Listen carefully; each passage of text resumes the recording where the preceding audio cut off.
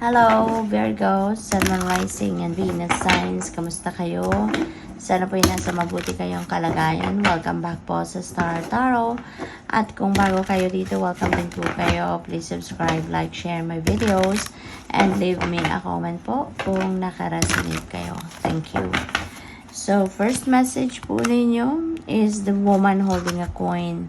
Ayan. So, maganda to. Be on the lookout for this woman, no? Kasi, this person is going to be a big help para sa'yo. Pwede na mayroong mga transactions, no? Monetary transactions na ginagawa kayo sa ngayon, no? Or baka meron kayong mga loans na pinoprocess, or meron kayong something, no? Na pwedeng pagkaperahan ninyo, and maaaring that is what you are, doing, no? Sa ngayon, baka mayroong mga business transactions kayo. And itong babaeng ito, no? Or someone, a woman, will be a big help para sa'yo. Kasi baka ito yung tutulong sa'yo na ma-facilitate yung mga papeles mo, or ito yung tutulong sa'yo para makakuha ka siguro ng magandang kontrata, or pwedeng ito yung babaeng ito yung mag-refer sa'yo sa kung kanino man na pwedeng merong makatulong sa kung anumang klase yung inaano ninyo, inaasikaso ninyo. Pwede rin na yung taong ito is going to help you financially, no? Baka siya yung magpapahiram sa'yo ng pera, or baka siya yung magiging kapitalista mo, or baka siya yung mag-i-invest sa'yo, yung gano'n. So, depende yan sa inyong sitwasyon, but there is going to be someone, a woman particularly, na pwedeng makatulong sa inyong mga transactions pang kaperahan, no? So, tignan natin kung ano pa ang mga messages para sa'yo.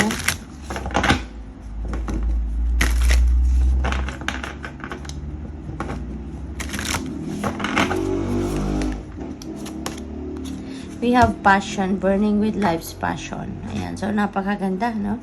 Kasi siguro kung ano man dito yung in-envision ninyo for yourself, baka ito talaga yung gagawin nyo, no?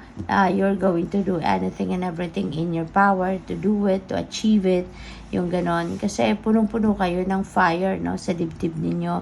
Punong-puno kayo ng excitement, punong-puno kayo ng passion, kung ano man itong gagawin ninyo, or ano man itong pinaplano ninyong gawin. So, this is really good kasi kapag excited tayo, masaya tayo, mataas yung vibration natin, diba? Mas mabilis nating ma-manifest ang mga bagay na gusto nating ma-manifest. Kaya that's really beautiful. So, tignan natin kung ano pa mga mensahe sa inyo. By the way, maraming salamat muna for subscribing, and if you haven't subscribed yet, subscribe na po kayo. And there is also a join button sa baba na video, no? Kung interested po kayong mag-member sa channel, yun lang po ang i-click ninyo. Thank you. So, we have 3 of Wands, no? This is good fortune, Virgo. So, napakaganda na during this time, mababalot kayo ng swerte, no? May swerteng paparating sa inyo. So, maybe this is the time na kung meron kayong iniisip na gusto ninyong gawin, gawin nyo na, no? Around October. Lalo-lalo na kung yan ay related sa pera, trabaho, career, negosyo, yung mga gano'n. So, this is the time na perfect, no? Perfect na ito. Kung ready na kayo, why not start, diba? Sometime in October. And travel also is imminent dito for some of you, Virgo. Maybe you're going somewhere. Maybe you're going across the globe, diba? Pwedeng yung travel ninyo is international dito. And maybe naghihintay na lang kayo ng tawag sa inyo, no? Baka may trabaho kayong nakuha outside the country, so probably naghihintay na lang kayo ng tawag, yung ganon. Or probably naghihintay na lang kayo ng mga dokumento ninyo, pwedeng ganon, no? So, good luck sa'yo. What else? We have 7 of Swords. Ayan. This is the time also that you need to be careful. This is the time that you also need to be wary and cautious in everything that you do, in everything that you say. Kasi you never know. Baka yung may mga kinakakausap kayo around this time na baka kung ano yung sinabi ninyo, ano yung mga impormasyon na shinare ninyo sa kanya, baka gamitin yan against you. Diba? Kaya maging maingat kayo when you're dealing with other people. Okay? At saka wag na wag kayong magtitiwala agad sa mga taong nakakausap ninyo. Lalo-lalo na sa mga bagong kilala nyo pa lang. Diba? Kasi hindi mo alam, no, kung sino dito yung pwedeng manloko sa'yo, pwedeng mambudol sa'yo, pwedeng mag-scam sa'yo, or pwedeng siraan ka, yung ganon, no?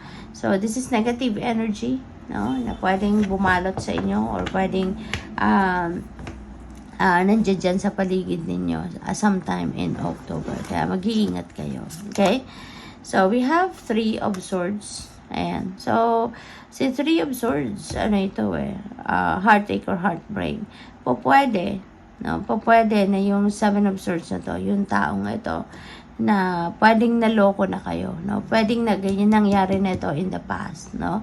Pwedeng nangyari na to in the past na naloko kayo, na betray kayo, na cheat kayo ng kung sino man. So, pwedeng ganon, no? Since nakaharap din siya dito sa heart.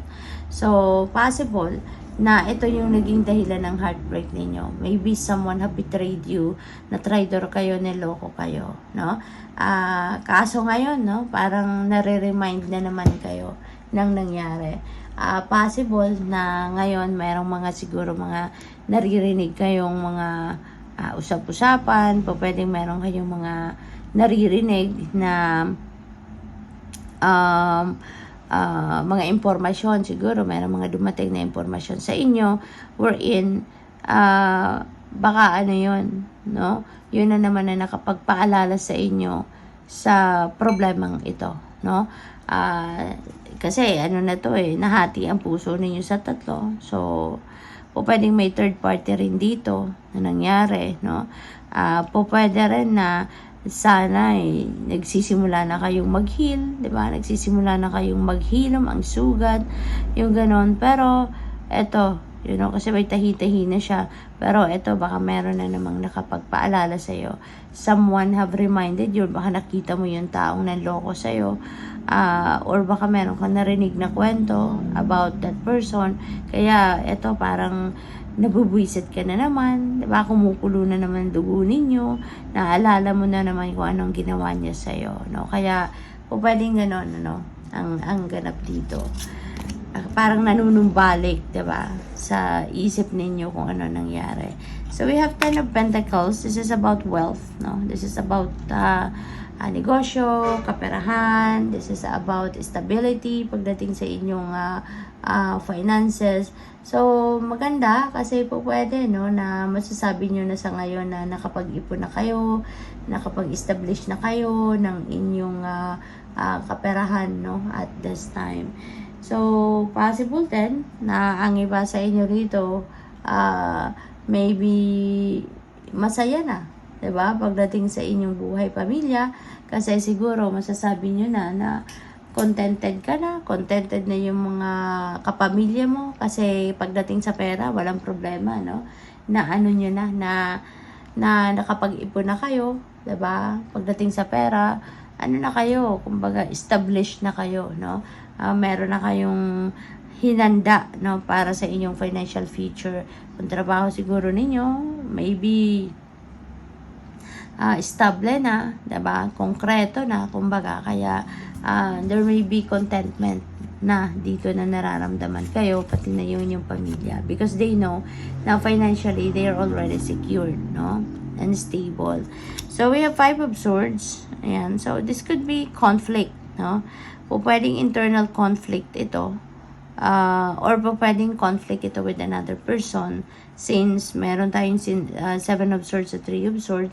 So, pwedeng yung ano na to, yung gulo na to sa isip ninyo is maybe caused by the person, no, na nanloko sa'yo or nakasakit ng inyong damdamin. Baka kayo ngayon nalilito kayo kung bakit maaaring bumabalik na naman ito sa eksena, or baka nalilito kayo anong gagawin niyo sa ngayon, no? Kasi baka nanunumbalik nga sa isip ninyo or sa damdamin ninyo yung mga ginawa ng taong ito sa iyo, kaya lalo kayo nalilito na bakit na naman siya nandito, bakit na naman bumabalik na naman sa diwa ninyo, sa damdamin ninyo, ang parang nare-refresh ang lahat. So parang it's causing you confusion, no? So, final message ninyo, we have 8 of Swords. Ayan. So, wag ninyong hayaan, na ito yung taong ito or yung sitwasyon na to hold you back from moving forward, from moving on. Kasi kung patuloy talaga ninyo itong i-entertainin, diba? It's not going to help you. Mas lalo lang kayong mas lalo lang kayong mapapako dyan sa sitwasyon ninyo. And it will be hard on you, diba? Na mag-move forward. It will be hard on you na mag-move on sa buhay, diba? Kaya, as much as possible, think positive, okay? Think positive, nakaraan naman na to. So, move on na, diba? Yes, I understand it's easy said and done, pero kailangan ninyong tulungan ang sarili ninyo, diba? Na makalimot na from that. Wag na ninyong alalahanin, wag na ninyong ibalik sa isip at sa puso ninyo. Think positive na and think to moving on, no? So that you can start a new life, a peaceful life. Okay? So good luck. Thank you for watching. Love and light. Namaste.